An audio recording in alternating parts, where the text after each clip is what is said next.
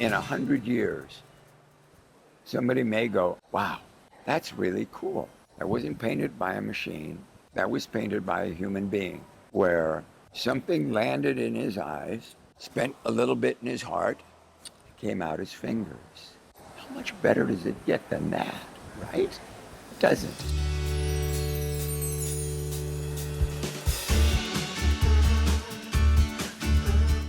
Name is Dale Terbush, and I paint in acrylic on canvas or panel.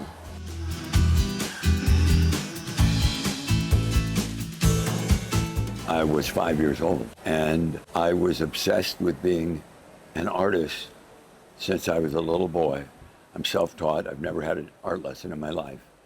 And my sister even told me a while back that she goes, all you ever said was, I'm going to be an artist. I'm going to be an artist.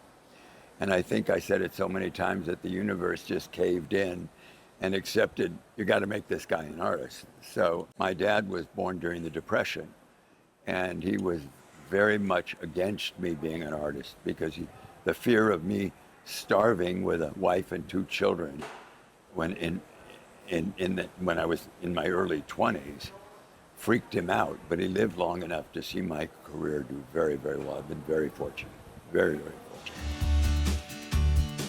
Well, I mean, in the beginning, when I say it was, I found out when I was 5 years old, it was cartoons. I had a little tiny metal flip box watercolor set that you just turned them and had like 10 colors and a little flat brush or whatever. There's the cheapest brushes. But I would take comic books and I would unfold Christmas cards the way they used to be. When they were unfolded, they were a big sheet of white paper, very good quality white paper. My family would save all the Christmas cards for me, and then I'd take my little pencil and my comic books and I'd sketch Sylvester, Tweety, or whoever, and then fill in the colors with my watercolor set. And it was interesting, as the years went on, I had these visions in my head that were of waterfalls and mountains and just very ethereal landscapes, but I couldn't get them out of my fingers. And I ended up painting on the Coast Highway in Laguna Beach. And somebody from New York said, your paintings are very reminiscent of a group of artists called the Hudson River School. And I can see where I am an offshoot of that, or how somebody would think that. But since that time, I have evolved as you should evolve. And because I'm not looking at photographs to paint from, I'm creating imaginary landscapes. I don't even sketch on the canvas. I'm watching stuff come out of my fingers onto the canvas. And sometimes I'm as amazed at what I'm seeing as like, whoa, where is that coming from? I think it's the magic of watching it happen. For me, my excitement is watching it just happen. Every time you paint, a bit of the information is being stored in your head. And so there comes a time when your brain has all this information about painting, and all you need to do is decide that day, where do you want to go? And I walk in and I'll look at a canvas and listen to fabulous music, and you just go away. And I think what Celebrations has done for me, because I'm 77 years old, and I realize that I want to see more of the world. And being here on a regular basis, the joy of meeting people, just people that love being around the creative process. And Celebrations is a mass of the creative process, whether it be jewelry, sculpture, contemporary painting, traditional painting, whatever it be, it hits you, all of your senses, in a couple of hours. Plus you get to talk to the people that are obsessed with what they're doing. I mean, when I love being in the company of artists, not just Sunday painters, because the people you're going to find here have been bitten by the art bug.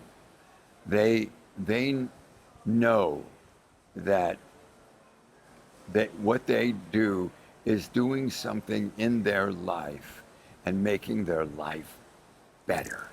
And hopefully enough people feel that way about what they're creating, that it's this beautiful circle.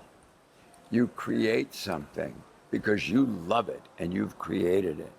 And then somebody walks up one day and wants to give you money for what you've created, which allows you to create and to create.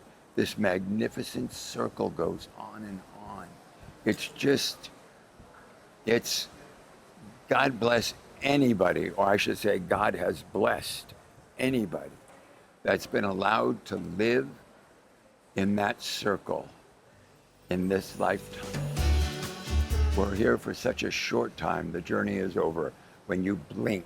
And for me now, when I'm painting, I want my work to be unique enough that in 100 years, somebody may go, I think that may be a Terbush. A who? A Terbush over there. I can see from the style, I think that may be a Terbush. If I've accomplished that, where somebody,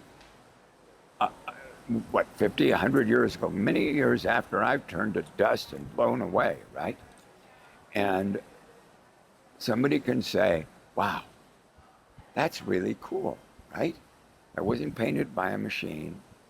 That was painted by a human being, where something landed in his eyes, spent a little bit in his heart, came out his fingers, right? How much better does it get than that, right? It doesn't. I'm in the studio by myself. So I spoke with friends, and one of my gallery owners had said, you ought to do the tent show again and meet people. And I thought, you know what?